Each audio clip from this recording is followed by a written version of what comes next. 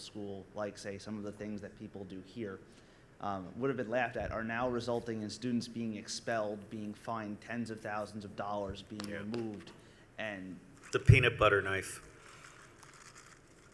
I don't know. I really don't have answers in that sense other than to absolutely agree that people have lost their mind, they've lost their balls. You know, I mean, in the Marine Corps, we have non-judicial punishment, and then we have non-commissioned officers punishment. And each one is a step down from really serious punishment. We've lost it. We've really lost it. Yes, sir. So how do we find it? Well, we found it here. A lot of us are maybe a little bit maybe past college. Some of us are in jobs. I hate to keep going back to WikiLeaks, but we have jobs that maybe expose us to information. But how do we fit into your vision? It's, first off, not my vision. Or a vision? Yeah, I mean, Pierre Teilhard de Chardin had the idea of noosphere, and H.G. Wells' World Brain, and there's a number of books that I've reviewed, World Mind, or Global Mind, and Howard Bloom's Global Brain. I think what's happening here is that information communications technology is leading to the ability to connect human brains, but we haven't matured our social skills. I certainly haven't. And we haven't learned how to manage ourselves. It's almost like the human that is being given this transformer uniform or whatever, but we haven't learned how to use it. Okay, so I mean, if you look at how people are using cell phones, it's like to increase idiocy. I mean, I really, if I had the money, I'd buy one of those jammers. It's good for 100 feet around, and I would just drive around with it. You know? You need to make a call. Yeah, and in restaurants. Walking around New York City. Yeah, wouldn't that be fun? Wouldn't that be fun? That would be a fun hack, is just everybody go out with the phone and close down the city. But the fact is these phones are being used for Valley Girl bullshit, when in fact they could be used for geospatial coordination, weather testing, biochemical sensing, linking up. You know, I mean, there's so much more we could do. So we're way, way behind. And this is because the engineers haven't been talking to the humanities. Just like the computer was invented without a clue as to what people would actually do with it. Well, I fought my wife on this one. My kids grew up on Grand Theft Auto, and they're better for it. Amen. Amen. Yeah. Yes, you know sir. how to jack a car in the city. Actually, they didn't learn how to jack a car, but they learned how to think in circles. And press triangle. I'm laughing because I know that's supposed to be funny. I'm actually clueless. Go on. I just wanted to say one thing, which, I mean, I've been here not necessarily since midnight, but long enough that I'm getting, near the end of my rope. You said that cell phones are bringing idiocy. I don't know if you're talking about Americans. As I told you before, I'm not an American, so maybe you all have like a brain defect. You've also told me that... Okay, I'm sorry. I'm really sorry. I'm Canadian. No, you're totally right. But you've also said that cell phones in North Korea are kind of placating them. But you're also saying... No, not placating them, revolutionizing them. Okay, so cell maybe I phones are missed being that used point. to access information that's censored. Because cell phones are a one-to-one channel. Right. And unless you jam them all, you actually let information through. And networks are starting to form. Thanks. Okay. Just to go back to that, that's also a defect right here because him over there might be a suspected terrorist. I have no idea. But now we're all in the same room with him for 6 hours. And now we're all possibly under a watch list because we've been in the room with him, that goon, for 6 hours. Who you calling a goon? The guy in the orange shirt. It's easy. Actually, he's a Fed undercover. But Well, anyway. That makes it no different than being than having the software track that the fact that we're all still here 12 hours later than when you started. I think it is highly suspicious that you all stayed.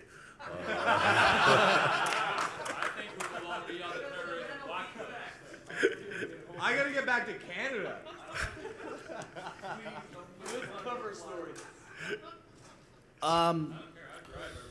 I think I'm wearing you guys down. I don't think you're going to last past 6:30.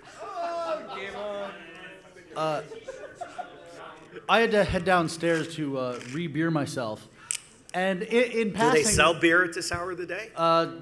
it was borrowed. Oh, okay. So in passing, I overheard a conversation about someone talking about Operation Condor.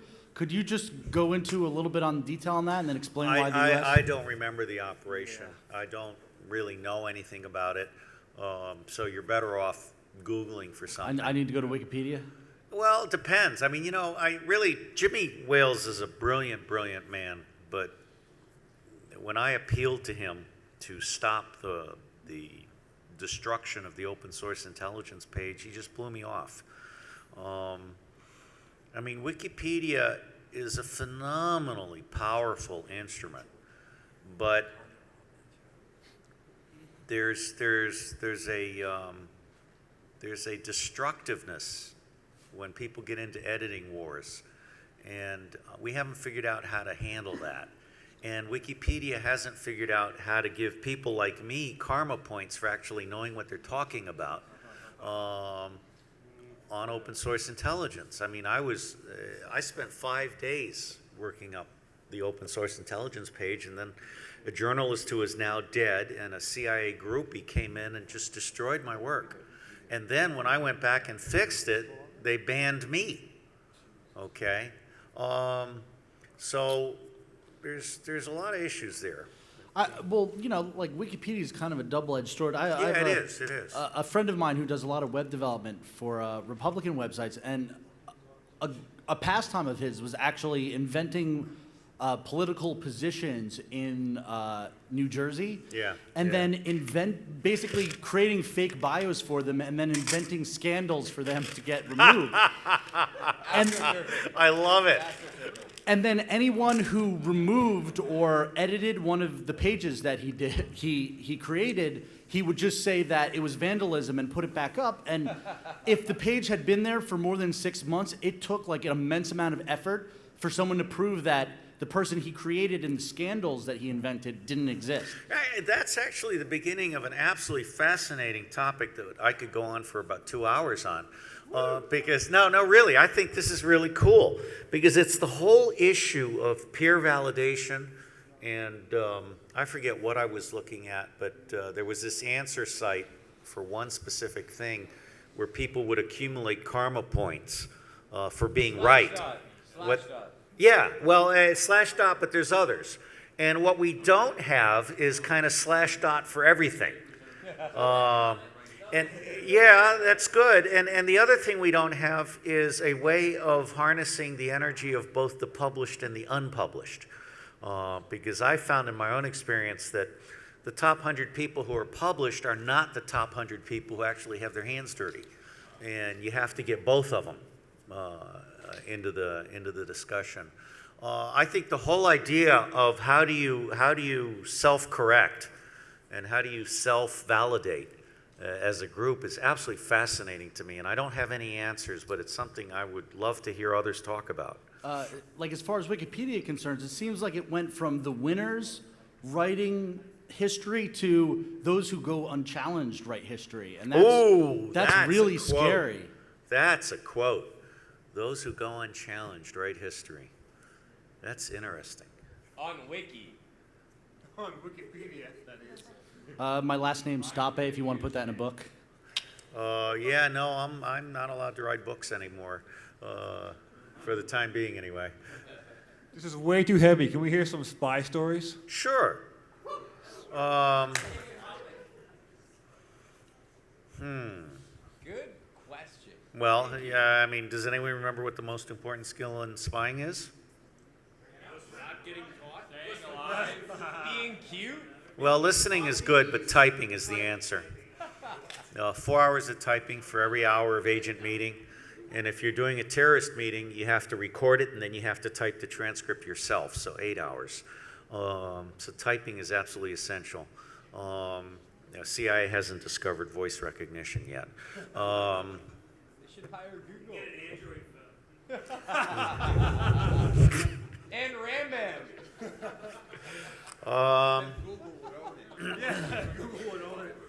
Coolest thing I ever did was get a list of the senators that were considered to be supporting a certain denied area of power. That went to Reagan personally, years only.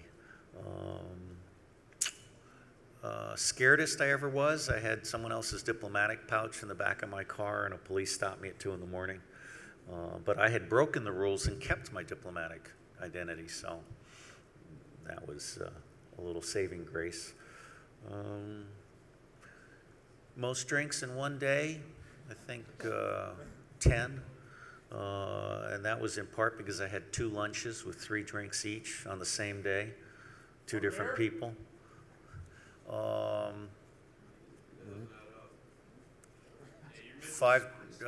then I had drinks in the afternoon, in the evening with a reception or whatever. But I actually had 2 complete lunches with 2 different people on the same day. No, but I have seen Russians spit red wine onto steak. You know, it's this KGB thing where you with red wine, and this is supposed to like flavor the steak, you know, and you kind of get over the fact that their saliva has been burned off. Yes, sir.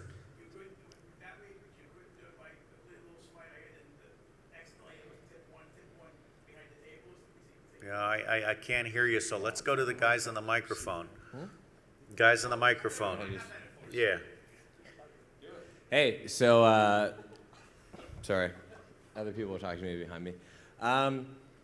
Somebody was said to maybe have given up more information at WikiLeaks and is now possibly in prison, but they had diplomatic pouches possibly, or access to diplomatic Yeah, that guy. transfers. Yeah. That guy, whoever it may or may not be. What's the what's the problem? Or that's the wrong way to say it. Yeah. Yeah. Thank you. Of station to station information getting out. So between Middle East and America, let's say, getting Well, out. I think we're getting into interesting ground here, because what you're really doing is you're balancing the right of the public to know that its government is evil versus the right of the government to keep its evil secret. And for me, it's a no-brainer. I would err on the right of the public to know. But right now, the government is erring on the side of enforcing secrecy rules that apply to stuff that shouldn't be secret.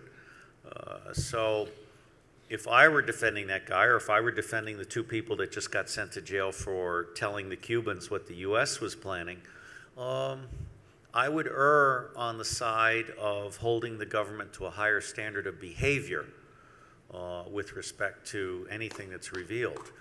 Like WikiLeaks. What's that? I said like WikiLeaks was trying to say. I'm clueless. Wiki. Okay, go on next. WikiLeaks. Yeah. Well, you know, I mean, WikiLeaks has to be responsible also. I mean, they've alienated some people by basically just going in and exposing some corporate stuff that really was not theirs to expose, and it didn't really reveal anything that was illegal. It was just, it was like stealing a car to joyride, okay, rather than actually having a serious purpose. So if WikiLeaks has pissed off Steve Aftergood, WikiLeaks needs to worry about that, because I take Stephen Aftergood very seriously. Who is that? He's the primary force behind Federation of American Scientists, and he publishes the Secrecy News, which is a very high value commentary on excessive secrecy in government. But isn't that the point of WikiLeaks, is to make that now transparent? Except that you have to go, why don't you go Google for WikiLeaks Stephen Aftergood, and see what he said about it. I questioned him on it because I was surprised, and I knew that we had Julian as a keynote speaker.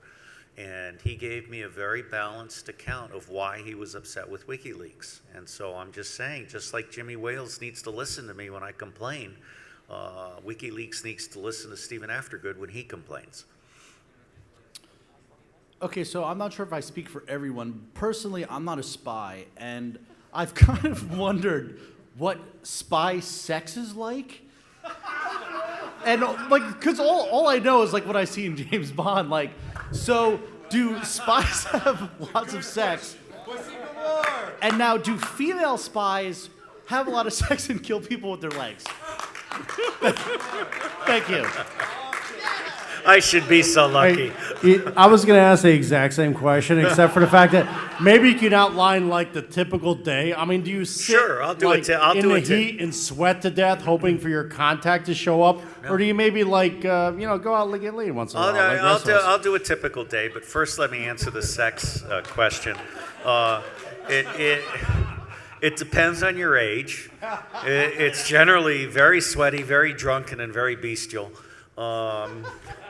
And it only happens like once a month because the rest of the time you're typing. And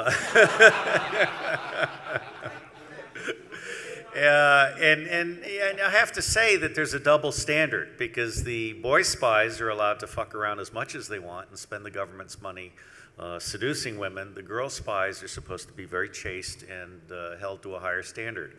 So basically, CIA treats women like shit.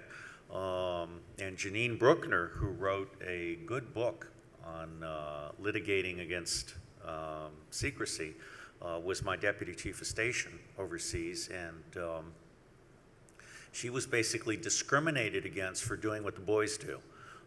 And she won a lawsuit that paid her way through Harvard Law or whatever, and I'm glad for her because she's a very good person. And basically, CIA is out of control.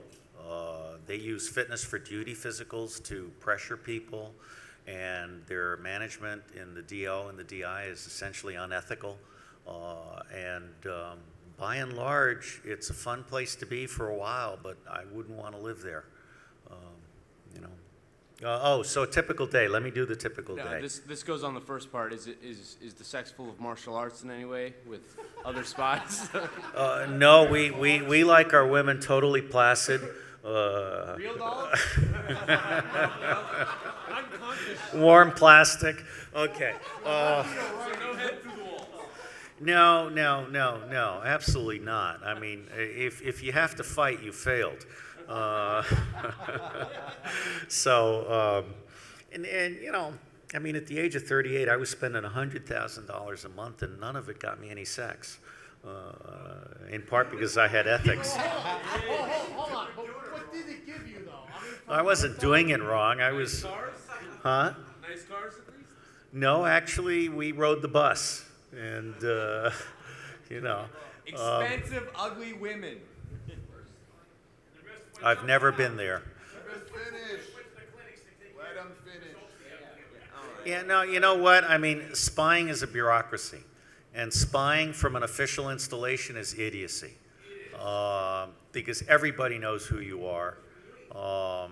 All you have to do is keep an eye out for anybody who works more than 9 to 5. If you catch the chief of station's party, you've got the entire station plus all the communicators, and maybe the NOCs, the non-official cover officers.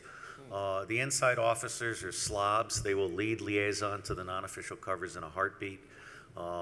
It's bullshit. It really is. Now, a typical day, I was unusual. I worked 80-hour weeks. Most guys work 60-hour weeks. But I would start my morning with a coffee and maybe a brush pass, and then maybe I'd go and do a quick car meeting, and then I'd go in and type it up. Then I'd go out and do 2 developmentals over lunch, and then maybe have an afternoon meeting in a hotel room or another safe site or whatever. Somewhere in there, I might take some photos for a dead drop site. Then in the evening, I do developmental cocktails and then a late night meeting with a particularly valuable source that needed 1 or 2 hours of debriefing. So generally, I slept from 12 to 6, 11 to 6, something like that. So it was a full day. So what category exactly is developmental cocktails? Well, I'd like to write that off sometime. a developmental is someone who you think has potential, that your leadership has approved as having potential. And therefore, you're allowed a certain amount of latitude in terms of entertaining them and cultivating them. I mean, you know, we do so-called chance encounters, like where if I think you're really important, I'll run my car into yours just so that I can get it fixed and develop a relationship with you. And yeah, I was going to ask you, would you have to develop all those leads, or were they fed to you, or 50-50? Or? Nobody feeds you anything. In fact, a lot of people make up cases and pretend to have recruited people who haven't actually been recruited. They'll fabricate stories. You know, I was recruiting 5 people a year for 5-6 years straight. I mean, I had like 25, 26 recruitments when I left after 3 tours. That's almost unheard of. Most people are lucky if they get 1 or 2 recruitments a tour. But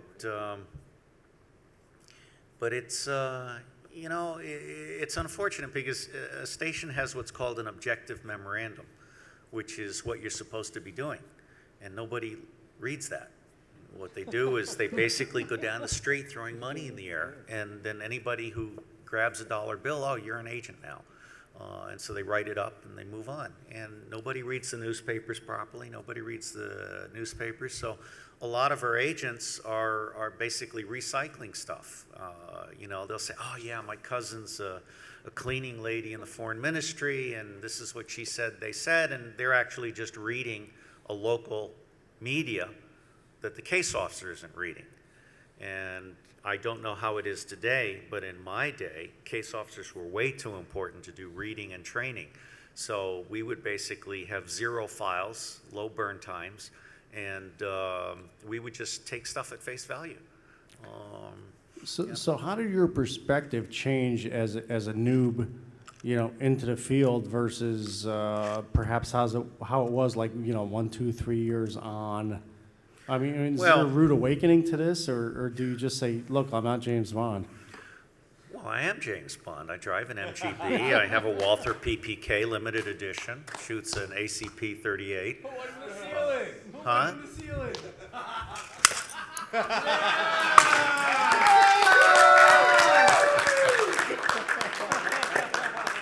All right, I won't do that again, I promise. Why not?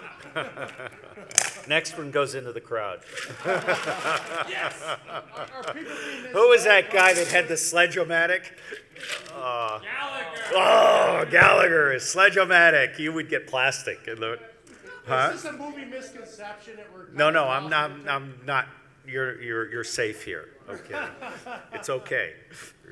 I'm a non-threatening, short, fat, balding old guy. Okay, so all right. bifocals anyway. What was the question? Oh, about Jane. Oh, yeah, that was a very good question. Hold on, I'm still answering a question. So when I first came in, I went into a war zone where the station had been closed, and so we were reactivating agents and recruiting new agents. And it just shows how short-sighted CIA is, because it closed a whole bunch of stations in Africa, and we needed them. It has never played a long game. It plays a short game. And so, I mean, I thought I was doing God's work, and I walked on water. I was like a Jesuit with really big balls and a gun. And I loved it. I did 3 back-to-back tours, which is extremely unusual. And then I came back to Washington, and I worked very hard in Washington, did 3 jobs there. And one day I was told to go case officer another case officer. And that was code for go down the hall and go to another employee of this agency and lie, cheat, and steal and bring me back the answer I want. And that was kind of the end of my contract with the CIA, intellectually and emotionally. And then, by the grace of God, the Marine Corps came to me, because I'd been a reserve intelligence officer all this time, and offered me the chance to create the Marine Corps Intelligence Command, and I did, and I loved it.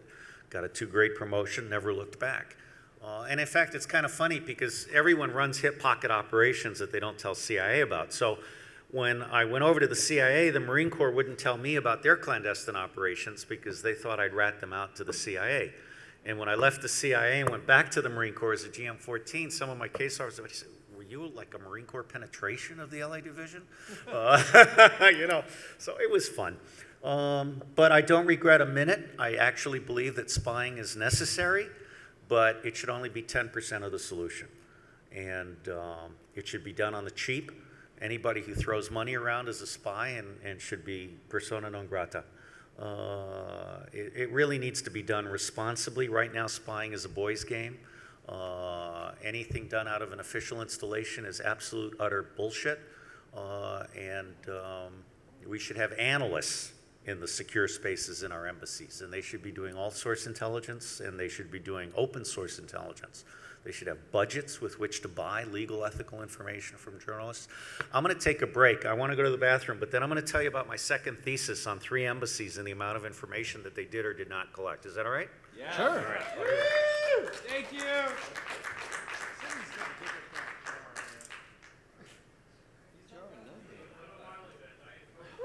I have more James Bond questions.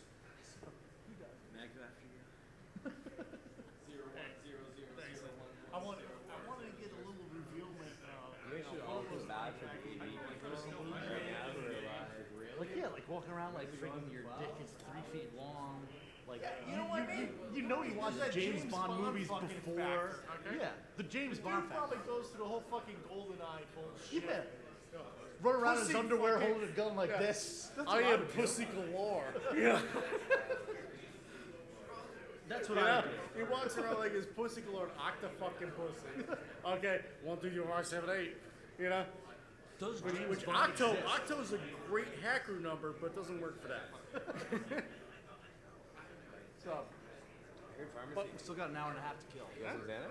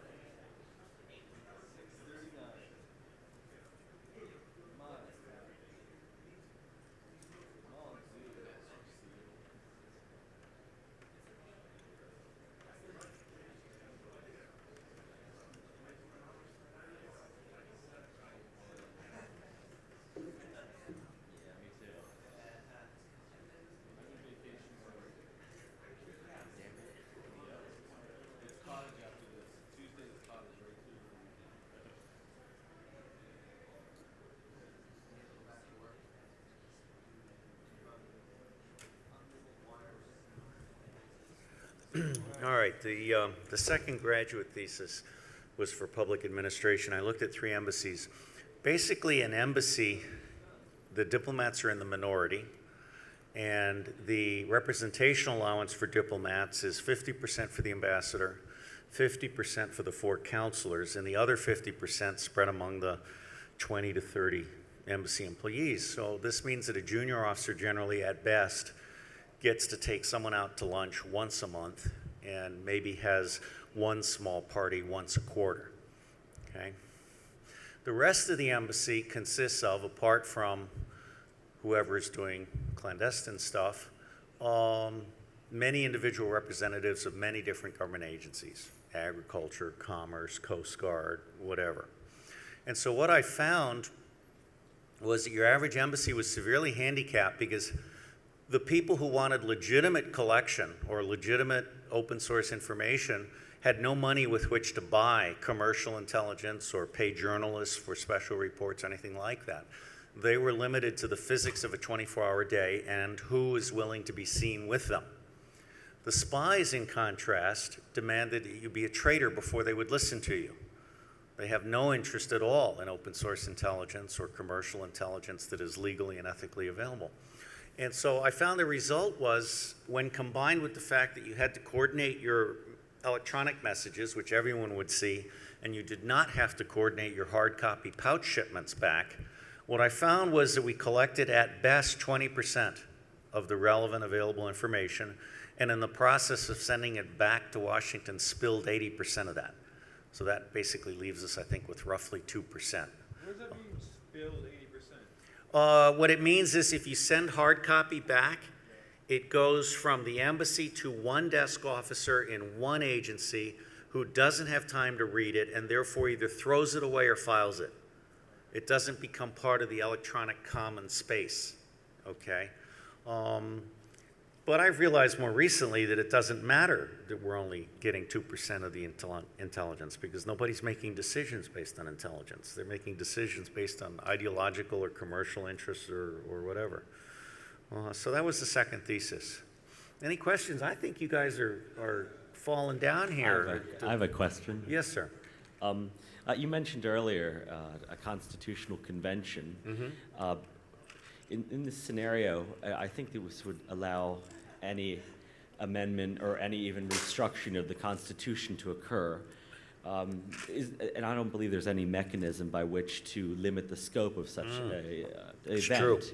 So I don't feel that we're at the point yet that such a thing would be necessary. I understand the emotional response, and I doubt I doubt the Congress or the Senate would actually amend the Constitution to create a clause for some sort of scope creation by the states for such an event. That's kind of a statement. For controversial legislation that Congress would never pass, like something like recall election mechanisms or repealing the 17th Amendment, how do you think anything like that could ever go into effect? Well, my understanding is that if enough states agree to it, Congress has no choice. But I agree with you, we shouldn't have a constitutional convention at this point, but we should use it to get electoral reform. I mean, we should use the threat of a constitutional convention. I think a lot of states should start nullifying federal laws, because the federal government is creating ceilings rather than floors for responsible legislation, such as environmental. You can't go above this demand and whatever. I honestly, being very nonviolent by inclination, think that we're going to have some kind of swarm pressure on Congress.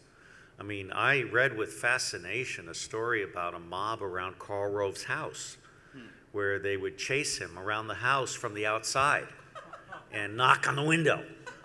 And it scared the shit out of him. But I'll tell you something, every single congressman is vulnerable to that kind of swarm pressure, particularly if they can't go out in public without the swarm appearing. And so I think we're at the point now where the dysfunctionality has gotten our attention, and the Tea Party is one manifestation, but it's not sufficient. I certainly would like to see the black population be much more aggressive about demanding of Obama that he release all the prisoners who are in fact slaves. They're performing labor for furniture and license plate and other commercial things and getting pennies on the dollar. So I don't know, but I think we're getting close to where it will not be possible to be a congressman in the United States without being held accountable. And it may not be it may be 5 years, it may be more, but I think we're getting to a point now where congressmen will not be able to do secret deals, where every penny will be seen. I'd love to see much more whistleblowing, particularly to free websites rather than to specific government agencies that don't really seem to investigate as much. Yes, sir. Would you care to discuss some of your elicitation techniques? I mean, some basic things with us. Would you like another drink? I mean, that's one of Okay, them. no. I mean, there's social engineering going on all the time. Yeah, and and I'm sure you're quite good at, Well, yes and no. I mean, I kind of. Would you like another drink? Works very well, though. Yeah, it does, and those are absolutely fascinating thoughts. Would you entertain writing them down as kind of a form of journalism, and I'll give you $1,000 a month from now on? Yeah, right. I mean, we just throw money around, but I was at Hackers in 1994 when they did the first social engineering telephone call. And they got the operator to give up the pins and stuff. And I mean, there's 750 people just roared. And up in front was the AT&T guy who knew that his operator had just been had. And he was just, I mean, smoke was coming out of his ears. So social engineering is something I think hackers do better than spies. Spies just throw money at the problem. And they get what they pay for, which is often stuff that's not worth it. In the back first and then up here. I'm not surprised that we get to talk about these things and not get bothered too much, but I'm very surprised that no one has bothered you or taken you out or anything. So if you could expand on that and share with us. Well, I why mean, no one for the bothered first, from 1992 to about 1990. Well, first off, I've held SITK compartmented crypto clearances for 30 years, from 1976 to 2006. My loyalty is beyond question. I've passed 2 lifestyle polygraphs for CIA and 1 for the United Nations. And I have no CIA pension that can be held back. So there's not much they can do. And they really don't kill small pests, and I'm nothing more than a small pest. So what? No, I actually have a very interesting, loyal following inside CIA. There are people there that really want to see the place work. So initially I was called a lunatic for thinking that open sources could be anything better than spying. And then I became an annoyance, but oh, look, behold, my first book had a forward from the past chairman of the Senate Select Committee for Intelligence. My second, who was a Democrat, my second book had a forward from the current chairman of the Senate Select Committee for Intelligence. At this point, you don't bother me, because if you do, it will have political implications. At this point, you simply shut up and grit your teeth, which is what they're doing now when Dana Priest does this new series on the IC. I mean, she's 10 years late. I already wrote the book in 2000, and another guy has written a book called Spies for Hire, which has talked about how 70% of our money goes into contractors rather than real spying. So long and the short of it is, I think I'm considered to be a brilliant pain in the ass who is right, but is so annoying and so threatening to the current status quo that there's no point in even considering my ideas. And so it goes. Now, the sad part is a lot of other governments have taken my ideas and run with them. And Well, it is. I mean, actually, Eastern Europe just was an explosion of open source intelligence centers and things like that.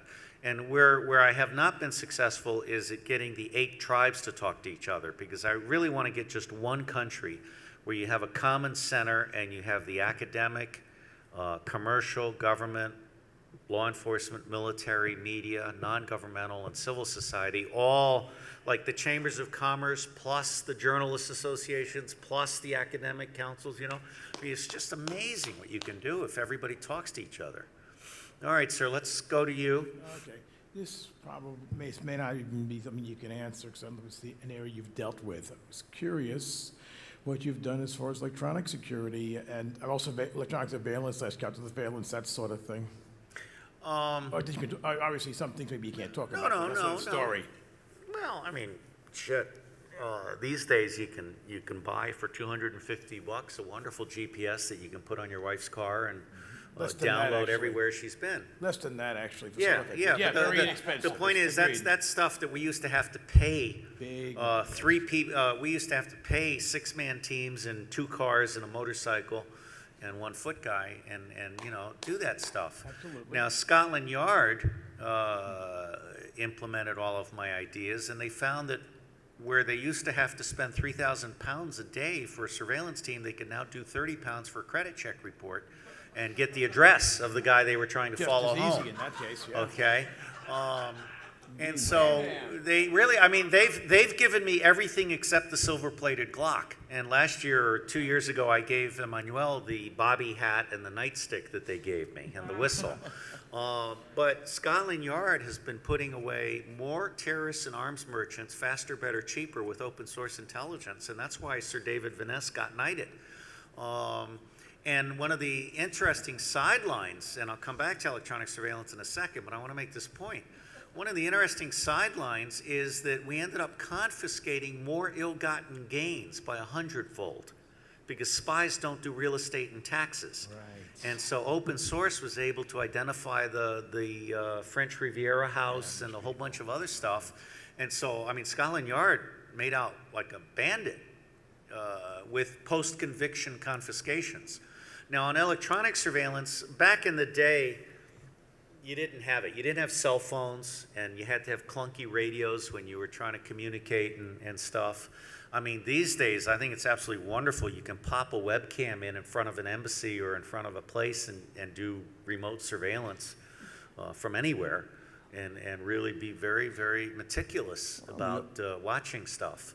Well, in the old days, you had bugs and taps. I mean, well, look at it that way. yeah, but you know, and frankly, I mean, I've done bugs and textbook cases of bugs and stuff, and most of the time they're not worth it, because you end up having to have, I mean, first off, there's path loss.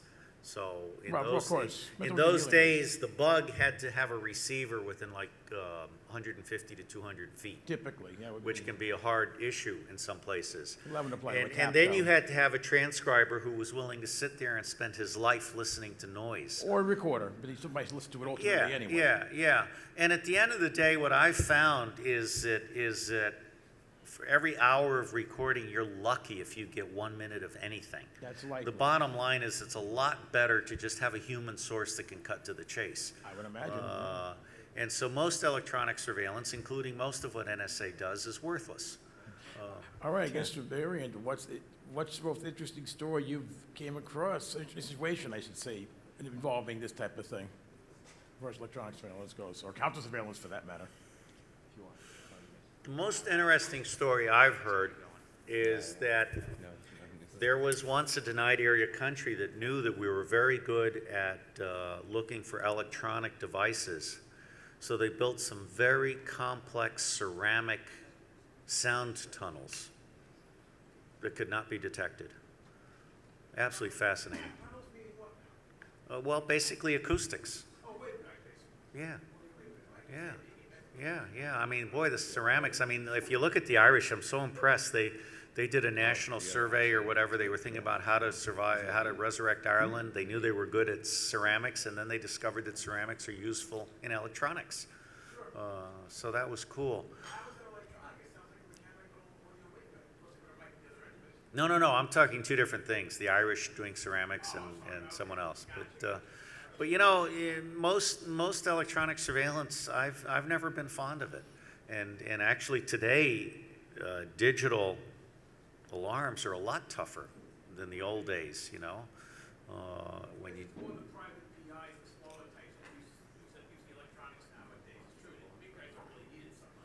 Well, you know, most of what CIA does is not worth paying for.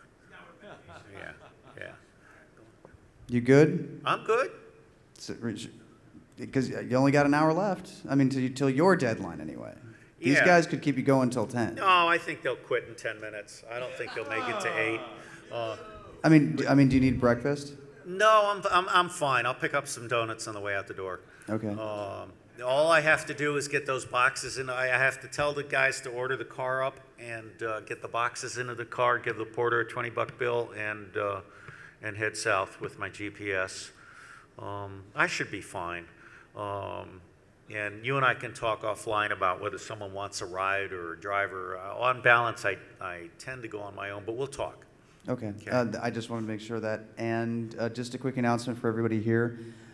Because housekeeping's not really going to get a chance to do a super thorough job of the room, if you could just pick up all of the bottles, the broken plastic cups, the that's wrappers, great. and everything around absolutely, here. Absolutely. That'd be good. It's also a great way to wake up and keep going. So, yeah, Right. if you guys could just don't keep listening, keep asking questions, but if you're leaving the room, try to pick something up to take it out. And that applies for everything for the rest of the day to make teardown go faster. Yeah, Thank because you. I'm inclined to stop at 7 because I see people falling asleep up here. So why don't you guys? Why don't you guys come up with like 3 really cool questions and let me answer them, and then Group think isn't going to work this well this late at night. So, wow. We heard Rambam talk about, you know, privacy is dead, get over it, and all of the different ways that we're all losing privacy.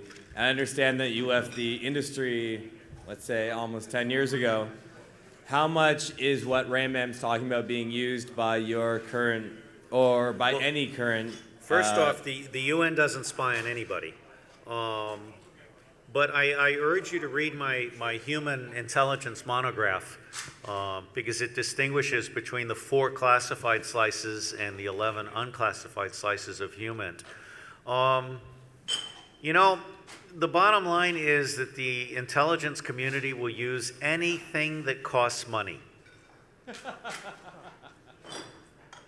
And they will ignore anything that doesn't cost money. So, and a lot of his business is like, you know, you give $11 to this database, $7 to this database, and they'll all just give it up. It's no big deal. As long as you have the right credentials, it's all yours.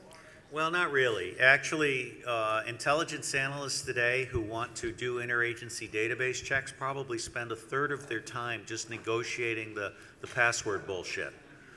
And they're lucky if they can spend a third of their time actually grabbing relevant data.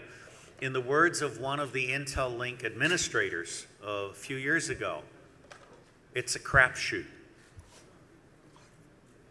Okay, I mean, really, you gotta realize that the intelligence community database system is a whole series of stovepipes built by 100 different contractors, none of whom wanted any other contractor to be able to connect to their database. Okay, it's a nightmare. And because of secrecy, it's almost impossible to resolve, which is why I wanted to create an open source agency that would set the gold standard for what could be known and shared. And then from there, we would move to creating a completely new classified system that would have attributes on each datum for who could see it. Thank you. Yep. Okay, so now, when I was in college, I joined, like, I guess you could say it was like a secret society, and, you know, from when I was younger, I won't talk about it, but when I was younger, you know, like, I had watched movies, and, you know, you have this whole big ideal of what that's gonna be like. And I would say for a good 3-month period, I walked around like my dick was 2 feet long. So, Instead of like 3 inches? so what I'm wondering is... Don't get personal. And, you know... And plus, how do you know? you grew up in an age of where, you know, like, there were spy movies, and there was James Bond, like, mentally, like, emotionally, what was it like that first, like, 3-month period where you were, like, in, you know, Well, if you ever want a good time, go to Williamsburg in the springtime and look for all the kids with Pentax cameras. Oh, yeah. You know, they're taking pictures of dead drops and foot tosses and car tosses and stuff. I mean, it's a hoot because I when I was doing it. So when I was there, I could look up and I saw these two lawyers and they were looking down and I could kind of hear them saying, "Oh, the new crop has arrived," you know. I felt like I was a Jesuit priest in a sacred order. And I mean, it viscerally hurt me to leave the clandestine service because my identity was all wrapped up in it. But I outgrew it. And there's certainly some spying that needs to be done, and some of it is terrifying. And in fact, based on my own experience, I read once in a law enforcement book that the average law enforcement life is 90% sheer boredom and 10% sheer terror. And that comes pretty close to my own experience. 90% boredom and 10% sheer terror. You miss it? No, I don't miss it. In fact, I love working for the UN because in Guatemala, I feel I'm doing some good and I'm doing it without breaking any laws and I'm doing it very inexpensively. And at the end of the day, my integrity is vastly more valuable than my clearances ever were.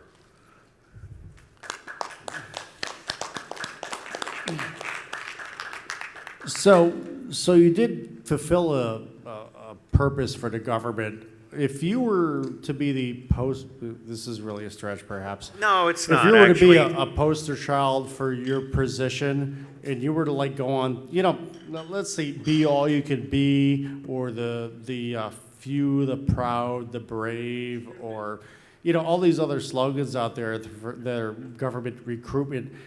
How would you how would you recruit somebody to fill a position like that?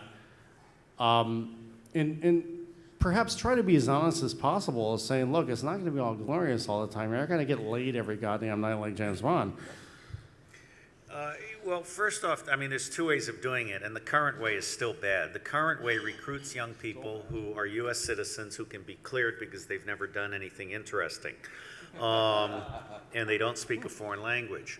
I mean, CIA's dirty little secret is like 16% of their population speaks a foreign language. I mean, that's unbelievable. If I were the DNI, apart from practicing, apart from changing the position to eliminate it, I would recruit people at mid-career. There is no cover that can be fabricated that will stand up to 24 hours of scrutiny. And how would you entice them, though? Because mid-career is like money. Of course, and you pay, and basically what you want is a mid-career person who has spent 20 years becoming a top person in the region with a Rolodex that only 20 years can build. And you mean, I'm sorry, you mean region overseas, though, right? Yeah. And so you find someone who has spent 20 years in Latin America, has a Rolodex to die for, and basically would like to add 10% spice to their life. And you basically have them continue to live the cover that they built unwittingly. And you really manage them very, very carefully for very, very serious things. For example, no resident NOC should ever do a recruitment. They should only handle people who have been recruited by others in third countries and properly vetted and are absolutely secure. I mean, this is not how we do business. We have a few really great James Bond types, and we have a few really great non-official cover officers. But really, there's like 4 or 5 CIAs. There's a White House CIA, there's a Wall Street CIA, there's a bureaucracy CIA, there's a Safari Club rendition, torture, sodomized kids CIA, and then there's probably one other CIA. So, what's the last one? Oh, S&T stuff and just different stuff. So science and technology. Thank you. I mean, I've known 2 people who've been recruited by the CIA, and their general background has been either they've lived in the country previously, or their father had some kind of diplomatic or overseas relationship, and they were U.S. Citizens. So you're saying don't recruit at a young age and go for the people who are basically established there Well, as I US citizens? actually was part of trying to think through the future of the clandestine service, and I've published this. I had 5 slices. Slice number 1 is young people who are recruited to be part of the glue of the system who will be there forever. That's 1/5. 1/5 are U.S. citizens recruited at mid-career to be non-official cover officers. Slice number 3, the third fifth, is third-party nationals who are recruited at mid-career to be career case officers but never touching classified materials, never coming back to headquarters. Slice number 4 of the 5/5 is clandestine case officers from other countries who are recruited to be part of a regional station. For example, the Australians and the Cambodians do very, very well at human trafficking penetrations by using Cambodian case officers up close and Australians in back with money and technology. And then slice number 5 would be it's just business. If you've got a piece of gear going into a sensitive installation in Libya or someplace, you go to the West German business and you say, I'll give you $1 million. I'll give you half upon insertion of the device into here, and I'll give you half when I get signal on the other end. And we'll never see you again, and we're not going to give you lie detector tests and all this shit. That works for AT&T. But isn't it considerably different than the current model of where, you grow people? Well, the current model, you don't grow people, you abuse them. Good point.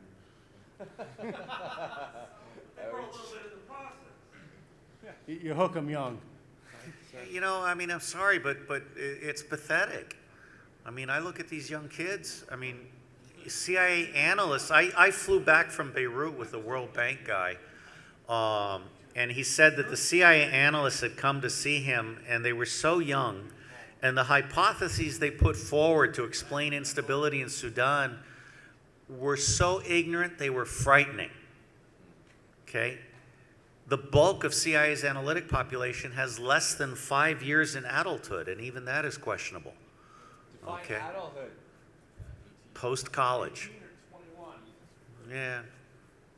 18, 21. Let's call it 21. 21 to 25. So they're under 30. They're under 30. They don't know jack shit about the world, and they don't speak the language of the country they're responsible for. They're only there because they could get a clearance. And they weren't good enough to go to Wall Street and cheat the public. Yeah. All right, sir. Little shift. The tsunami that happened a couple years ago and killed. Yeah, that was great. The people intelligence. Yeah, I'm pretty sure that you had mentioned even at the Last Hope how that was orchestrated, or there was some thing in there. And I remember thinking about that, and I've kind of let that sit in my mind the last couple of years. And it was only recently that I heard some bit of information. I'm hoping you can verify this one way or the other about some ungodly amount of minerals that were brought up from the sea and landed on the the beaches and stuff that were harvested. I haven't heard anything about that. It's fascinating. I know there was a lot of interest in mining the sea in the 70s, but I know nothing about that. Yes, sir. Sorry to go back to the spy stuff again. Sure, no problem. Now, how often do spies like the double agents or spies, the power goes to their head, they go AWOL, or they spill it off and start doing like clandestine things on their own outside of the government? Like, is that just like movie stuff, or does that happen? Well, let me answer that on several levels. For example, CIA made a huge mistake in the last few years, and they authorized their case officers to do outside consulting on a not-to-interfere basis with their spying. Doesn't Big even make mistake. sense. Of course it doesn't. It's stupid. Yeah, wait, can you just repeat like just one more time so I'm not hearing this wrong? Repeat that slowly. The clandestine service allowed its spies to do private work on the side. Like sell crack? Yeah, moonlighting. Yeah, it's like that's completely unbelievable. Well, I'm sorry, but you heard it here. You weren't available for hire. Yeah. So, do those people ever like, you know what? screw the U.S., these people are going to give me $10 million to smuggle drugs, let's do this? Well, actually, we have had issues with non-official cover officers who went to corporations and found out they could earn $1 million instead of $45,000. Could you just explain what that type of officer does? Well, basically, they are non-official cover, which means they're not operating out of an embassy or an official U.S. installation. So those are the ones where if yeah. they get caught, the U.S. says, oh, we don't know what they're doing? In theory. Okay. Yeah, in theory. I mean, we've had one knock in China for 40 years in a prison. And I mean, there are some very sad stories. No spy swaps? Well, yes and no. I mean, this recent thing with Russia was the FBI fucking Obama. And then the CIA knew that they were going to do it, so they spent some time thinking about who to trade, and I think they got some very good trades. Well, could you explain the trade? No, because I'm not familiar enough with it. You just go read about it, and you'll Okay. see that they got some people that deserve to be gotten out. Huh. So I was pleased. And please don't misunderstand me. I mean, CIA is full of really great people, including my wife, who are doing the best they can within a very bad system. Okay, it's a horrible system. Yes, sir. Yes, hi. You've talked a lot about reforming the American system. I don't know if you mentioned maybe reforming the UN system, because I just visited their ground on Geneva and saw the organizational chart and was just horrifying of complexity. So do you think that there's change to be made in this bureaucracy? Well, also? yeah, I mean, that's what my latest book is about. And in there, I have a chapter on the United Nations, and I actually look at the United Nations topics on their own website. The United Nations is incoherent, and it hasn't got a clue. I mean, it's so disorganized, and most people don't realize this, but the Secretary General of the United Nations doesn't have any authority at all. And there are a number of specialized agencies that are basically run off budget. They're run by contributions, a combination of allocations and donations. However, and I think the book properly credits the United Nations with being a potential force. What the United Nations lacks is intelligence, in every sense of the word. Brahimi did this very well. The Brahimi report was a superior piece of work. And then Louise Frechette, a Canadian, did good. I mean, Louise Frechette came into the United Nations and was horrified. I mean, they didn't have staff processes, they didn't have briefing papers, they didn't have a way of supporting decisions. And one of the things, I published a book on peacekeeping intelligence. You know, if you don't have strategic intelligence, you don't get the mandate right. If you don't have operational intelligence, you don't get the force structure right. If you don't have tactical intelligence, you lose people and don't get the mission done. And if you don't have technical intelligence, you're basically incapacitated. And so a number of us have worked very hard over the past few years to try and develop a concept of UN intelligence. And Professor Walt Dorn is one of the leaders in this field, and General Patrick Kammer, myself, a few others.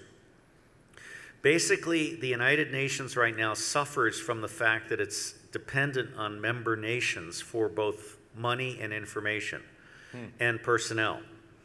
And a third of the UN is nepotistically incompetent. A third of the UN is spies who are fine as long as they're taking people to lunch, but they're also in cover jobs they don't understand. And so the reality is the UN is running on the backs of 1/3 of the people who are real UN.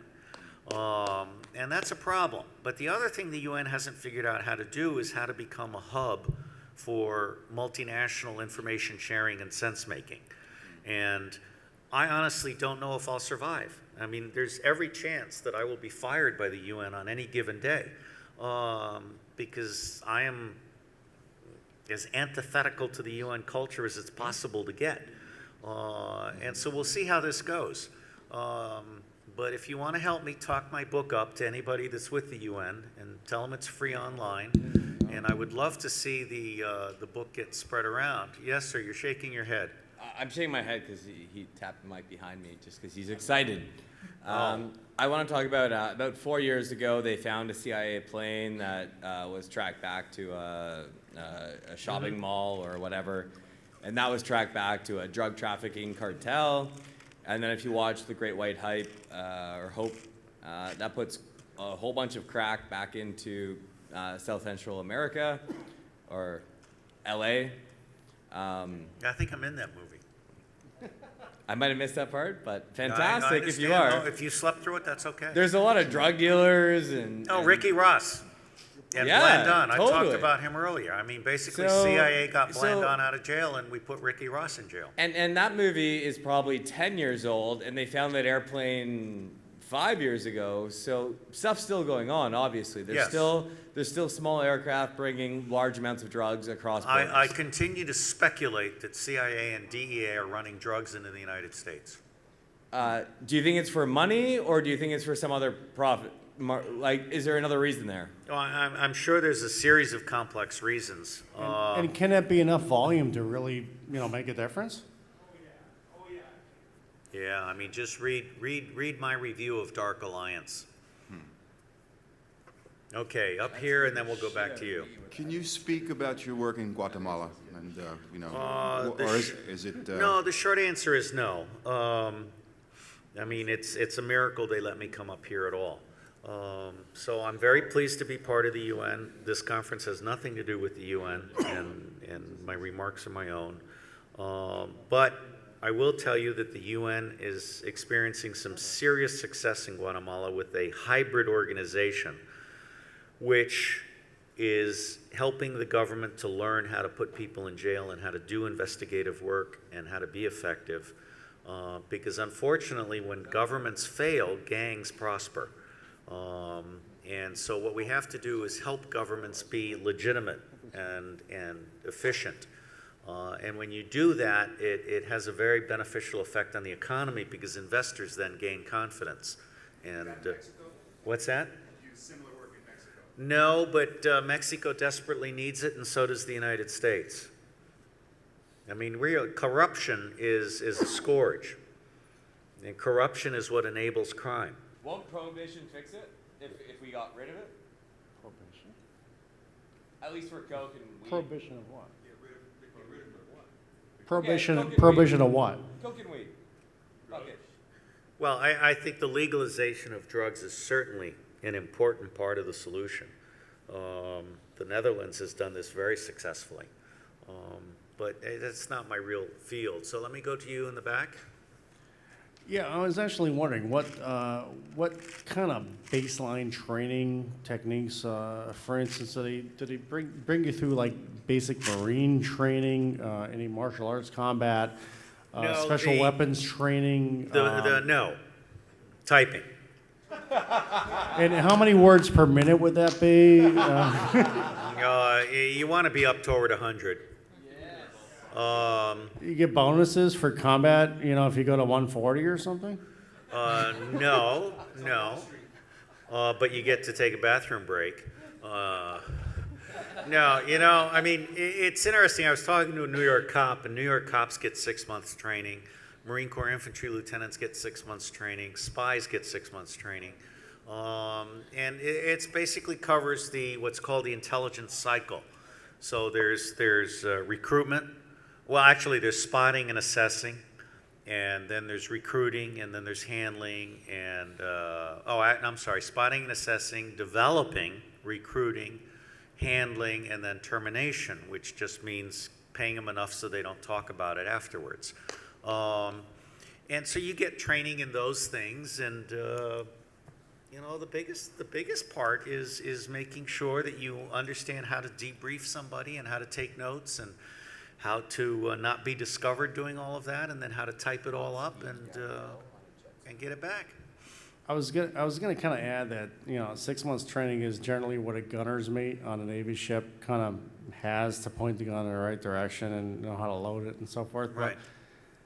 So how do you supplement that? I mean, how do you feel naked when you finally reality hits you? And they say in fact, congratulations?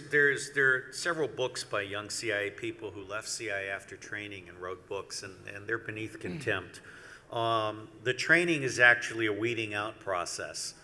And if you graduate from training, then you really learn your job in the first tour overseas. And you learn that under a chief of station and a chief of operations. who actually walk you through doing it for real.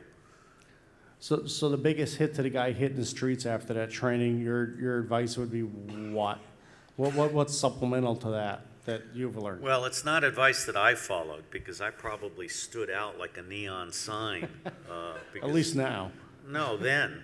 I was the Energizer Bunny and throwing money around like it was going out of style and you know, and going in and out of an official installation. So I'm quite sure that Liaison knew every single person I was talking to.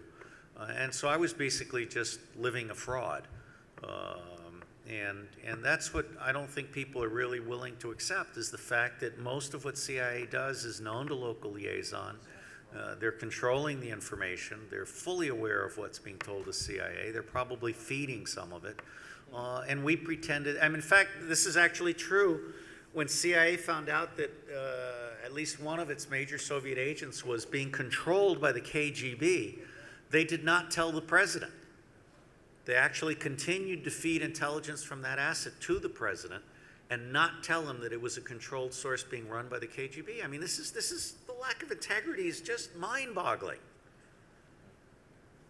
Okay, I got a different question for you here. What can you tell us, whatever you can tell us, on any type of extraterrestrial contact that the CIA is aware of? Good for you. Good for trying. Well, I can't speak for CIA, but I personally was on Luna 3 yesterday. And no. I've read a number of books, and Hidden Truth, and there's these two books by this guy, Gant or whatever. He just had a very interesting conference out in the Midwest. And there was an MIT book on encounters with extraterrestrials, and I'm quite satisfied. And also governments are starting to declassify their UFO stuff. The government of Brazil and Chile. And so what's happening now is we're starting to see a serious mass of evidence come out that there have been extraterrestrial contacts since the 1940s. And the government has been keeping it secret in part because they've been harvesting technologies. And I really don't know the details. And I certainly... Do you like the Jim Mars books? Yeah, I do like Jim Mars's books. Jim Morris or? Mars. Jim Mars. M-A-R-R-S. Yeah, bottom line is I don't know what CIA knows about extraterrestrial, but frankly, that's mostly the Air Force domain. They've kind of claimed that area.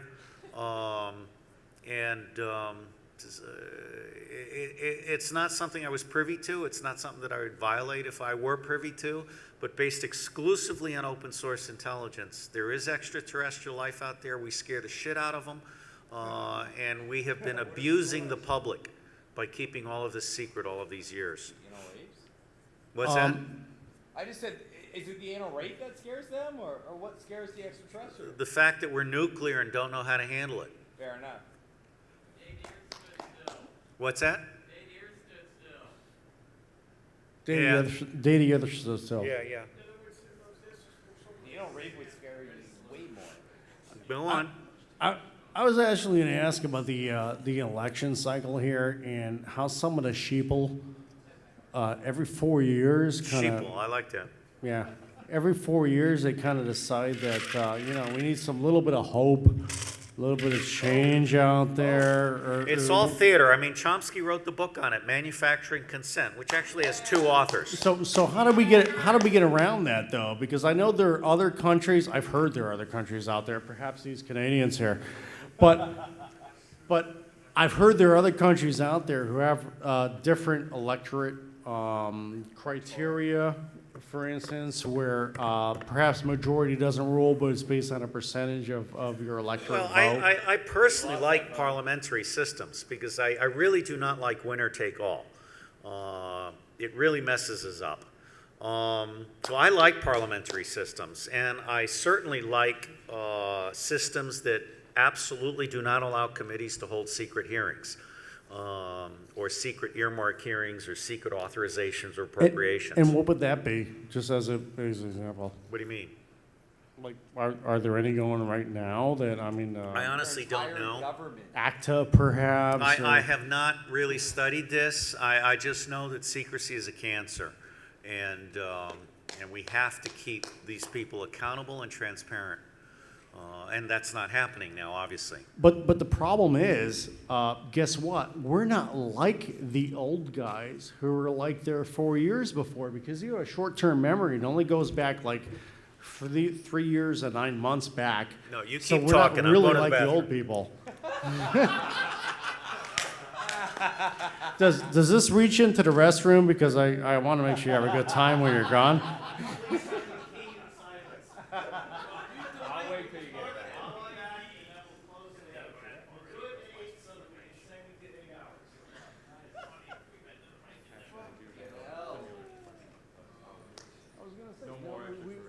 We seem to have a 4-year cycle here where everybody says, no, that's not like the last guy. The other guy was bad, and we're a new establishment. And there that seems to be 4-year that cycle has been going on for 200 years. Oh, yeah, it's forever. And the problem is now we're locked into a two-party system. We're either binary, you're either 1 or 0, depending on which way you found. There's no such thing as individual choice or choice of the issues at hand. Yeah. And the issues at hand have evolved considerably since 1776. I'm not saying reinterpret the Constitution, but there's a method for that. He's mentioned this a few times about imperialism and about the notion of having some sort of material possession that is yours, and you have to actually protect this. And this is where those military aspects of it, like our land, our knowledge, food, and all that sort of shit. Absolute power corrupts absolutely. Why shouldn't No, that power be no, reserved? let me correct that. It was a shift in perspective Second of Amendment. living in the moment to I'm going to live in the fear of not having enough in the future. I need to make sure that I do this. So that was the downfall, the beginning, the downfall to what we have right now. And that's where we're shifting back. During this rest period, Lou would like to sing some show tunes here. I say, what? Show tunes? I don't sing and dance very well. Not even to save my life. Sorry.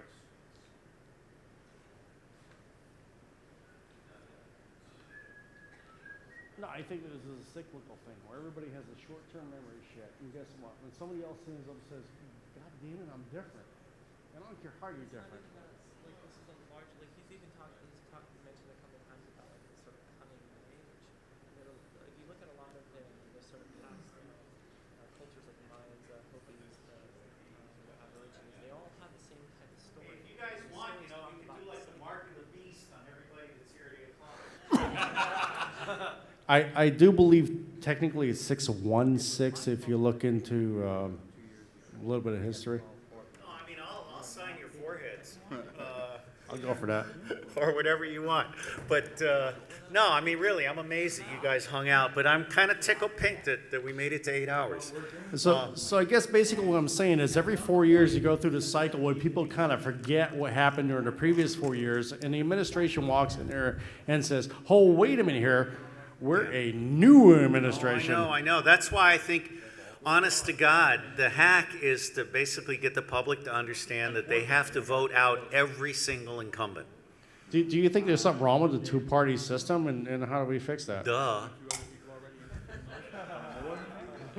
It's a two-party tyranny. It represents fewer than 30% of the overall American public. It is absolutely one of the most corrupt systems on the planet. It's kind of soft, hidden corruption. And so yes, I think we have to get rid of the Republican and Democratic parties. And I frankly, you know, I'd love to see Howard Dean or Sam Nunn. I'd love to see Sam Nunn get together with Lee Iacocca and create the American Party. So which one takes its place if we get rid of the two majors? Well, there are 63 others. Which, of course, never get heard on public TV or any sort of debate. I mean, for me, I don't know if it's true or not, but it's said that when Eisenhower came back from overseas, Marshall said, I mean, this is from a DVD enactment, so Marshall said, everyone's trying to get you to run for president. What are you, a Democrat or Republican? And he said, I'm an American. And that's the only acceptable answer. So bottom line here is I think we need to dump politics and elect people and hold those people accountable to their constituencies. And they need to understand that we are on them like stink on shit. And we are all over them every single day. And anytime they have a secret meeting, it is a big black mark that's on the front page. Yes, sir. Could you give your considered opinion about Goldman Sachs and financial capital and how they've gamed the system Oh, well, for their benefit? My knowledge is strictly limited to open sources that I've read, but Goldman Sachs has gamed the system in part with high-speed trading, manipulating markets, lying to governments, and generally betraying the public trust in such a way that if I were God, they would lose their charter tomorrow and I'd bankrupt every single one of their executives. For how long has it gone on? Forever, but certainly the last 20, 30 years. And in fact, you can really trace all of this back to the Rothschilds introducing central banking and sponsoring the Civil War to basically get the North and the South to fight each other. This is really ugly shit, and it's not taught in high school or college. Yes, sir, here up front, and then we'll go to you. Okay. Do you think by giving more visibility to other parties would be enough to change the... No. In fact, I really don't like the party system at all, because I think what we should be doing, although the party system can in theory be used to organize people with like preferences, the Greens, for example, although they don't seem to know much about green. But I think that what we really have to get to is participatory public budgeting, which is to say the public has to be put in touch with reality and we have to put dollar signs on our choices. And we really have to understand what it means to be a citizen and to be a democratic polity in which every citizen has a stake in the truth and the integrity of every decision that's made. I mean, what we've been doing is making decisions based on ideological fantasy and special interest corruption. And we haven't been doing intelligence-driven democracy. So you're saying that people should vote more often about the budget, or? Yes, as a matter of fact, I would like to see almost every major issue put to a public ballot. And that's simple to do, particularly if you have libraries or actually the same voting stations that are there, and cell phones. I mean, you could make cell phones be, a form of authenticated personal preference. The bottom line here is we have abdicated our responsibility for being informed and influencing government. Yes, sir. Not too long ago, we tested a nuclear bomb and we discovered it worked, and then we immediately after that dropped 2 on another country, and then since then, the United States has tested more than 1,000, and the rest of the world combined has also tested an additional 1,000. How come materials and that technology hasn't fallen and been used outside of those initial 2 for war? Why has it only stayed in testing for the most part? I really don't know the answer to that. But I do believe that those who think that nuclear, if you accept the thesis that war is a racket and that war is a way of looting populations, both the war-making population and the war victim population, then nuclear was a wrong turn, because nuclear all of a sudden was a lose-lose proposition.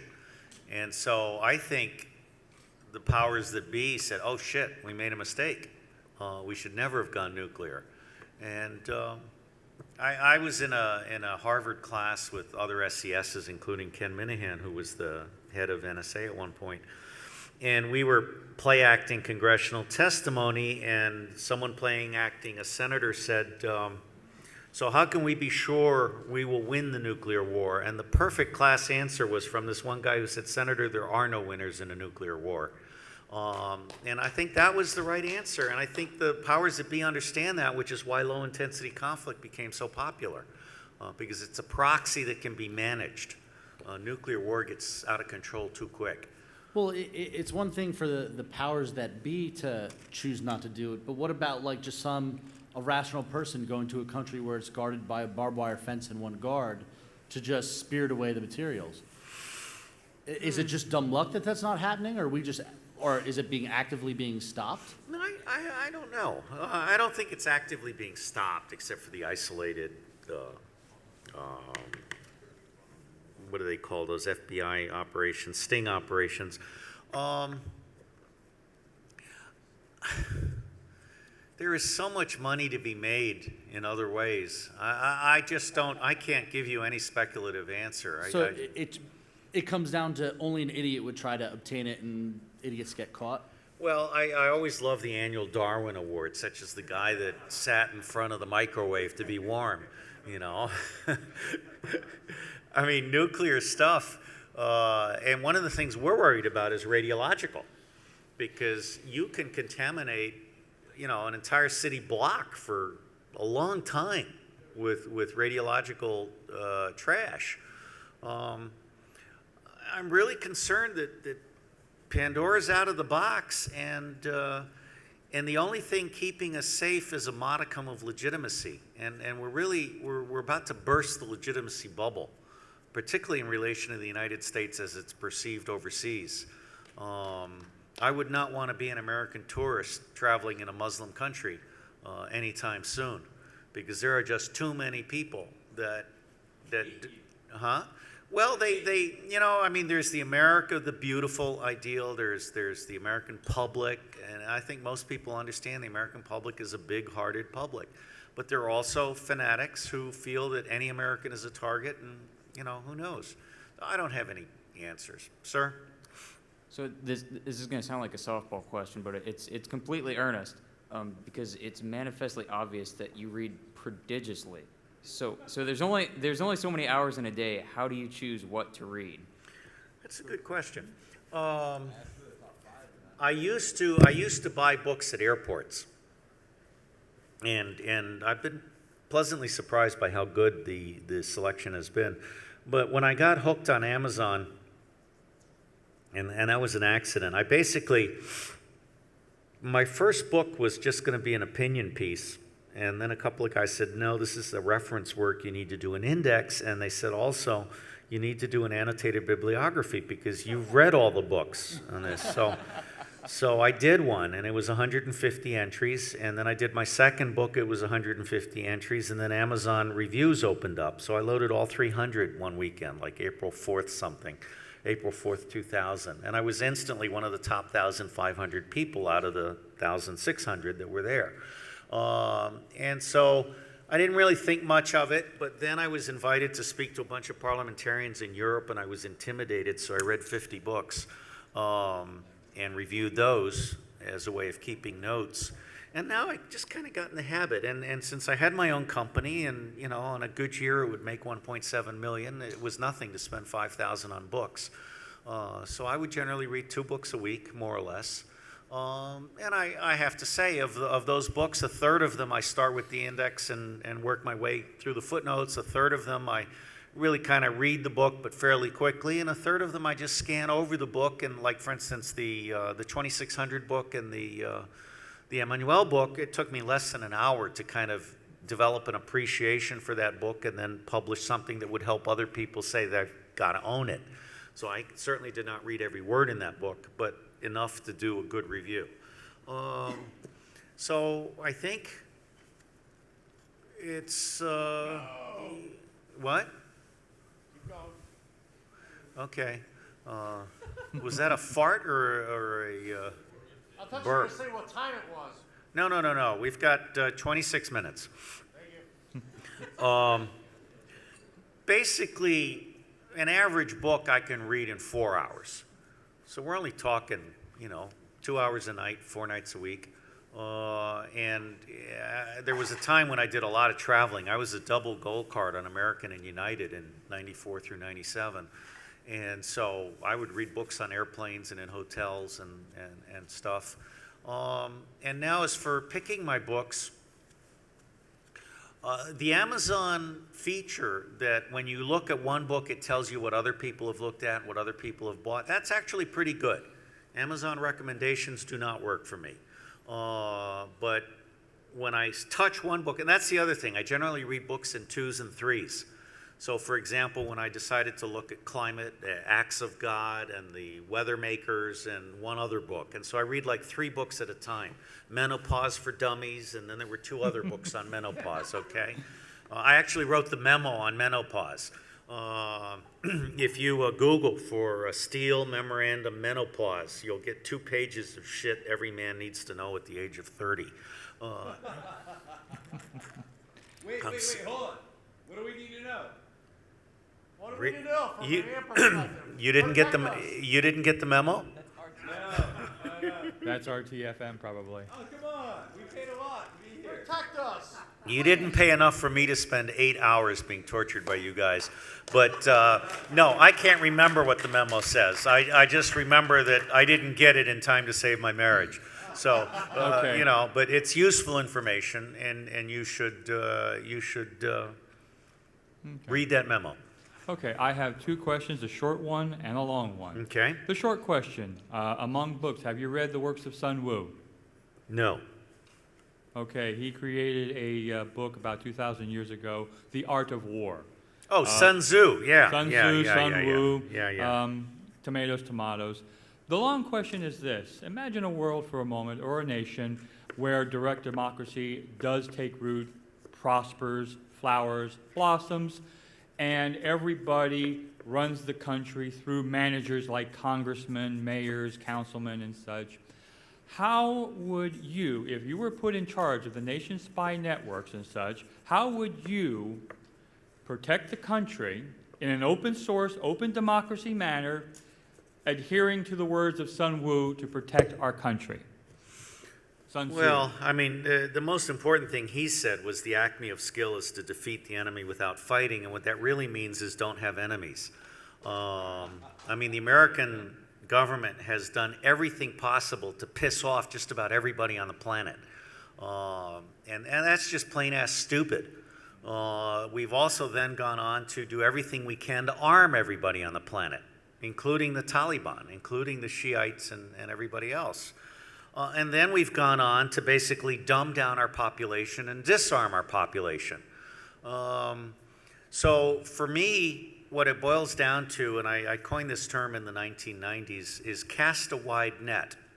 You absolutely have to pay attention to everything all the time. And we didn't get a chance to talk about 4th generation warfare, but I've done some slides that go all the way up to the 7th generation. And I've written a book and a monograph that's called Information Operations, All Information, All Languages, All the Time. Basically, the best way to protect a nation is to educate the citizenry and turn every citizen into an intelligence professional. Someone who consumes and produces and collects intelligence, or actually information, that can be converted into intelligence as and when needed. I mean, Neil Stephenson's Snow Crash is a great little book. Great. And what he didn't understand was that combining CIA and the Library of Congress was the worst of all possible worlds. Because, you know, one is dumb and the other one is totally messed up. Free printing. What's that? Free printing was the other concept of that book, which was amazing. So for me, I really believe in non-zero. I really believe that if we're going to get out of this mess, we have to become a smart nation. I wrote a book called The Smart Nation Act, Public Intelligence and the Public Interest. And I've defined how I would legislate a smart nation. And what it boils down to is the priority goes to legal, ethical understanding, and the priority goes to educating citizens so that they are, in fact, the brain housing group for the government. We should never, ever have allowed staffers and political appointees to become the thinkers in our government, because that's not what they do very well.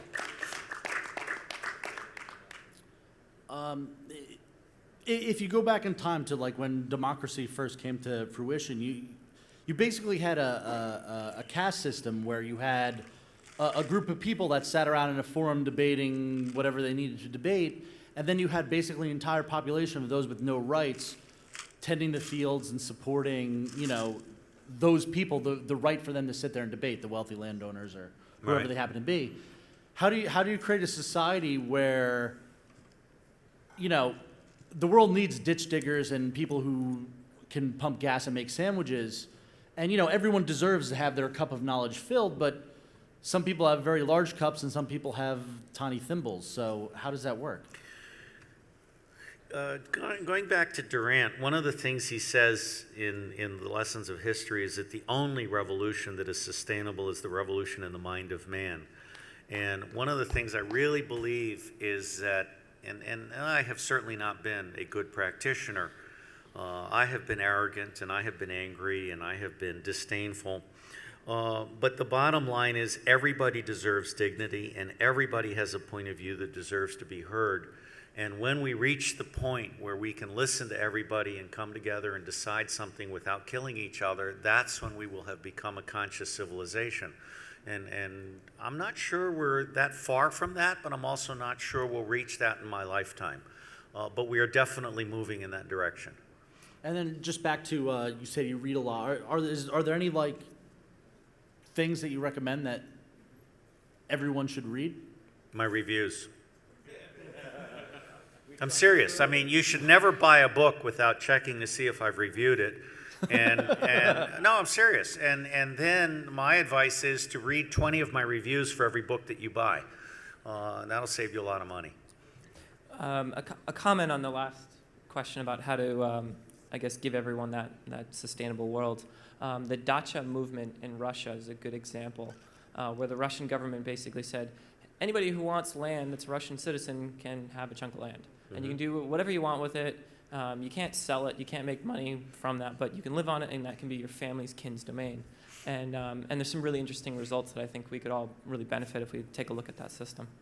That's interesting. The other thing I've been reading about recently is multi-generational trusts that leverage compound interest to avoid the inheriting generation from diminishing the trust and using up the inheritance. I think we've really failed to leverage our knowledge to create a world that works for all. And I'm not particularly inclined to say reincarnation is a fact, but I think there's some interesting ideas there, and I feel Buckminster Fuller every time I think, because he said that our task was to make a world that works for all using technology and resources that exist today. And I think we can do that. But we're just wasting too much. We're just killing ourselves.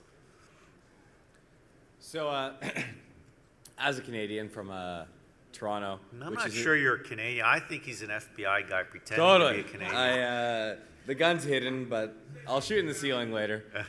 I come from a city that's under a ton of reconfiguration, cranes everywhere. This city currently, for me, seems like it's a melting, dying city. And when I go to Buffalo, it's the same thing. It seems like we're at the end of, at least for those two cities, their city-state possibilities. And the person who I love is also coming. I go to Detroit every year also, and the person I love is from Michigan in north of Flint, and we're at these big, beautiful cities that have massive steel structures that are all just slowly melting. And if you're in a room at the Hotel Penn, you know it's a melting room that's, in 10 years, it's just going to be slop. Where do large cities fit into the future?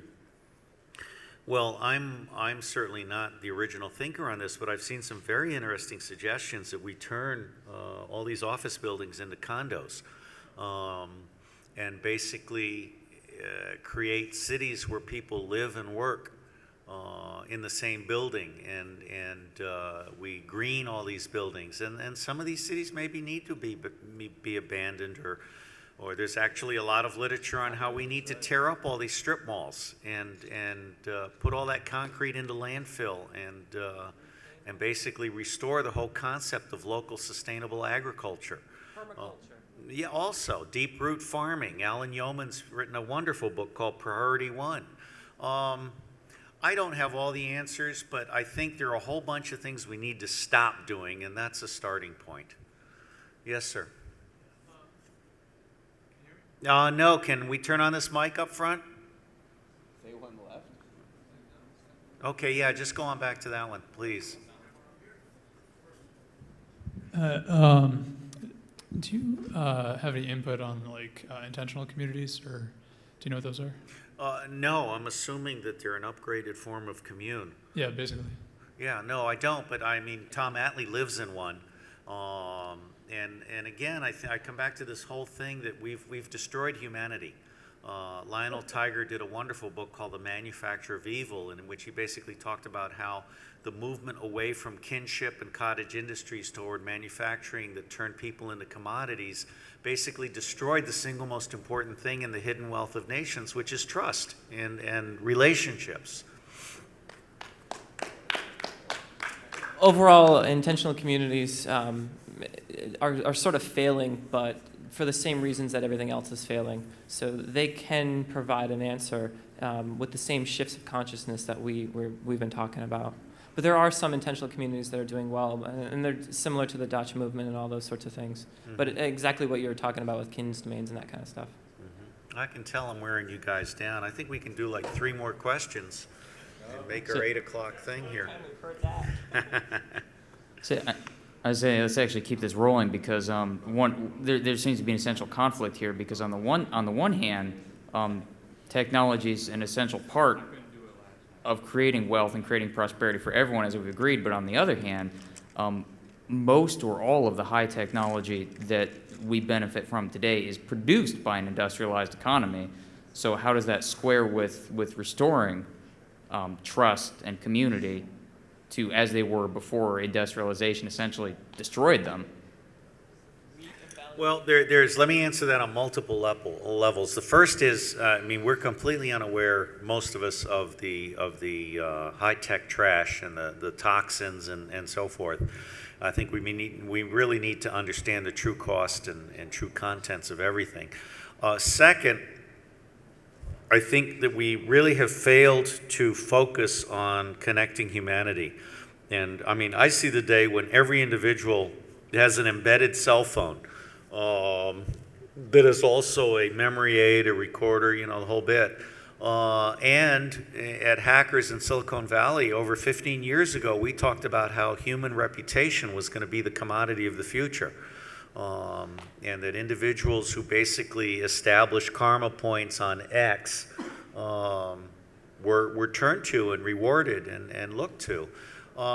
Again, technology, the problem is that there's 2 kinds of technologies. There's information communications technologies, which Michael O'Hanlon has pointed out is the only revolutionary technology out of all of the technologies that the Department of Defense is developing. Energy doesn't even come close. And second, there are technologies that we should question, such as air conditioning entire cities. Rather than using a simple Buckminster-Fuller construct, which if you have the bottom of the tent open and you have the tube at the top, it chills it to like 15 degrees. What's that? X-rays and CAT scans. Yeah, all of this is we need to be much more conscious, and I think the core comment on technology is we really need to understand all of the implications of that technology. So I don't see a conflict as much as I see a challenge.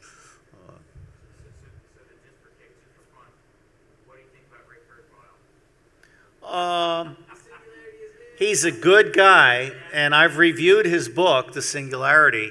But anybody that does 245 whatevers a day and tests his blood twice a day is absolutely a super geek. It's like 400, I think. No, well, it's up to 400. In the book, it talks about 200. But that's obsession. Yes, sir. I'm not. The mic's not on, apparently. Okay.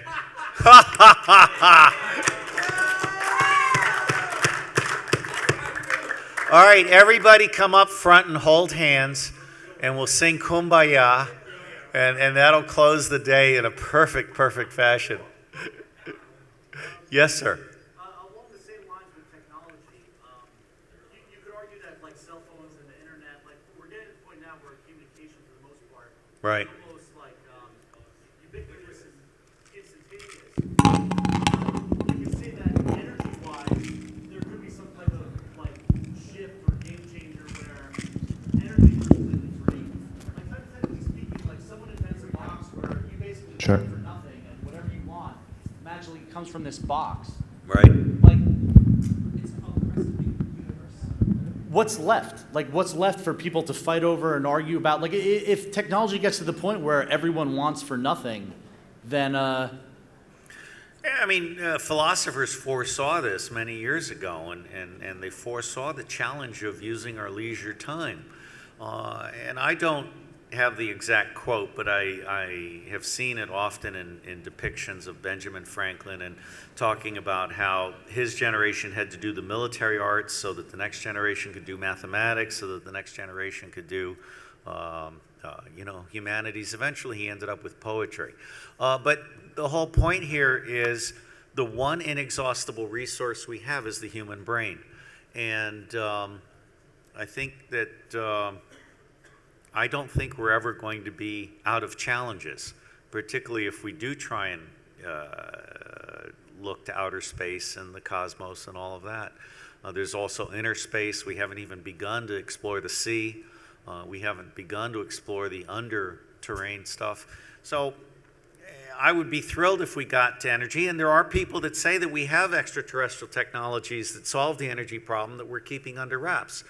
We also have paints that are indestructible and engines that will run, on water. I mean, it's just amazing to me that we have allowed capitalism to really pervert the whole idea of common property and shared interests. And so I think what we really need to do is take a close look at all of our conventions, because I think many of our conventions are out of date.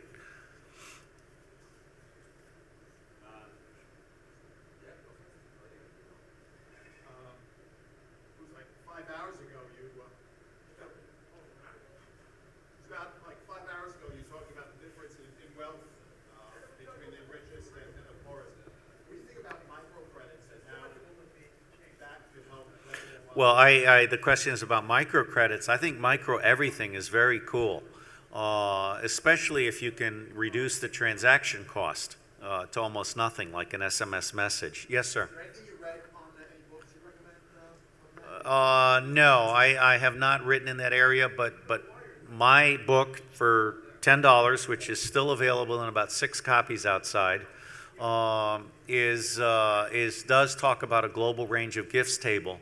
And the whole idea there is to connect individuals at the item level, at the fly swatter level, and cut out the intermediaries. Which book is that? That's Intelligence for Earth, Clarity, Diversity, Integrity, and Sustainability. That's a $10 book.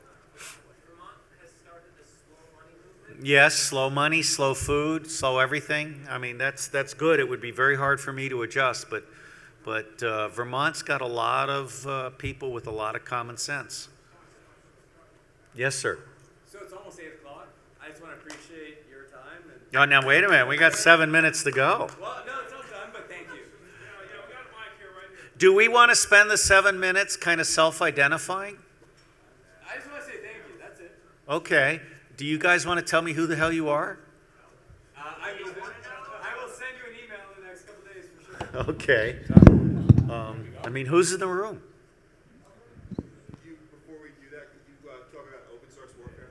Open source warfare. John Rob's work. Well, I'm not a software guy, so I'm not doing anything in open source warfare. What are you thinking about? There's a website called Global Guerrillas. If you need a mic, this is working now. If you need a mic. Okay, Global Guerrillas for what? For finding information? He has a book called Brave New War, which maybe you Haven't read it. One of the things that's really distressed me, I mean, when I first started this, open source intelligence wasn't even in Google. And now, of course, it's millions and millions of hits, of which I own at least 30,000. But so many people have been so quick to pick up on terms like information operations and cyber war and all of this. And they build multi-billion-dollar budgets around it, and they do what SRA calls virtual engineering, which is code for lie like a motherfucker in your briefings and then get money and fake it. It's distressing how many people are touting themselves as open source intelligence, you know, this and that and so forth. I think one of the comments that I would end with is that the intelligence process consists of requirements definition. You have to know what you need to know and why. Collection management, you have to know who knows and how to go get it. Source discovery and validation. I mean, a source should be like an artwork where you know the provenance of that source, you know the biases and the personalities and so forth. Multi-source fusion, compelling presentation, timely actionable delivery. This is a process that is not secret. And the problem that we have right now is most people are not doing rigorous intelligence process, and most people are not doing rigorous source discovery and integration. They're basically doing fly-by-night, you know, quick as you can stuff. And so they're missing a lot, and most people are not working in more than one language. And so when you go look at the view of the Spratly Islands, I mean, my vision is I want to see the Philippine, Vietnamese, Chinese, and Australian views on any different issue on one screen. All right, just going back to what you were saying before in reference to greed and things being suppressed and all that, yes, another example of that, which apparently is accurate from what I could determine, is back as far back as the 60s, they had figured out, of all things, a dental decay vaccine that pretty much would stop it before it even started. There were college professors who were talking about it and other things. It was known, it was documented, and it got totally squashed because it would pretty much kill a hell of a lot of business for dentists. And you ever heard about it after that? Another example of greed, like you were talking about before, like with the paints and whatever. Well, let me take that because it really raises 2 points. The first is that the whole issue of fluoride in water.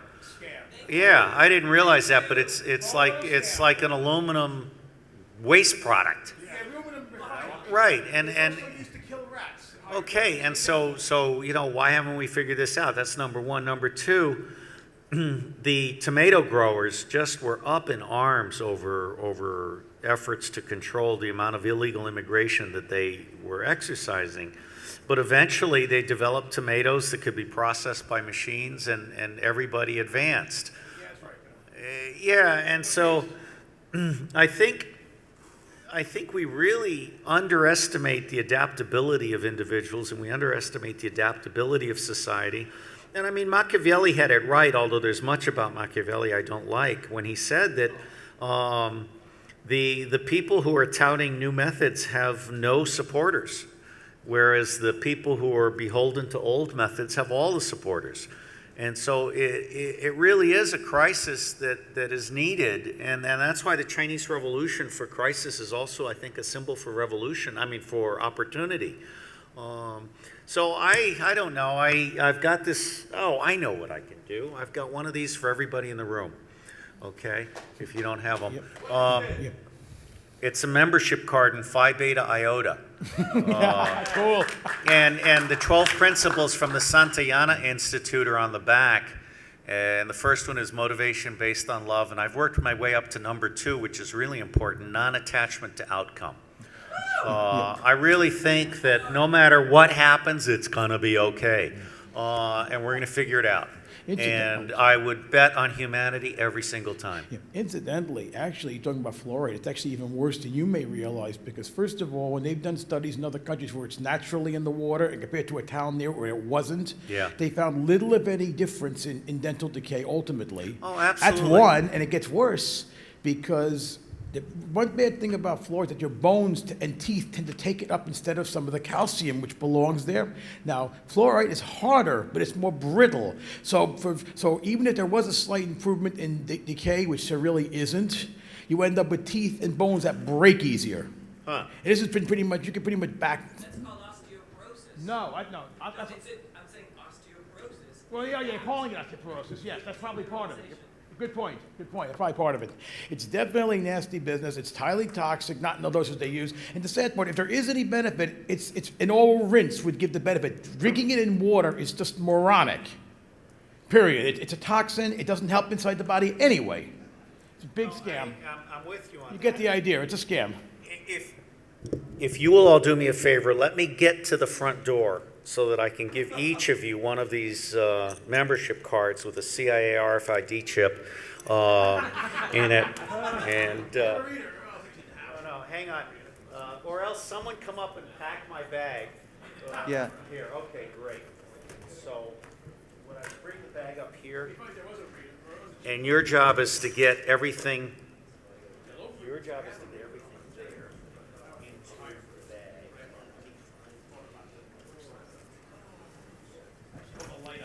Ladies and gentlemen, congratulations. The time is now 8:05.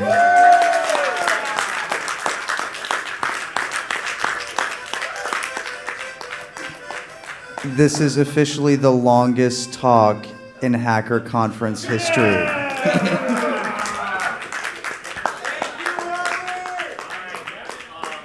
Thank you very much, Robert. And also, guys, don't forget on your way out, please try to pick up some trash, clean up the room, because we're not sure if hotel housekeeping is going to get a chance to clean up. I lied. before we're Either here. someone rated it, or I have 1, 2, 3, 4, 5, 6, 7, 8, 9. I have 10 cards. Now, what I want to do is try and kind of give them to the people who spoke.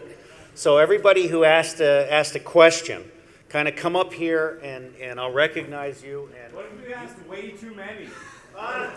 Bonjour! Rochambeau? Hold on. 3 questions. Okay, yeah, you guys definitely. Hold on. All right, you guys judge. Everyone here judge. Who gets the last 2? He definitely gets that one up there. However, you can download this and print it yourself. Wow. Once again, whatever you're doing in life Thank you very much. should be in information security. Content provided by www.mediaarchives.com and www.mediaarchives.tv. Thank you for watching. Literally, that's what they call it.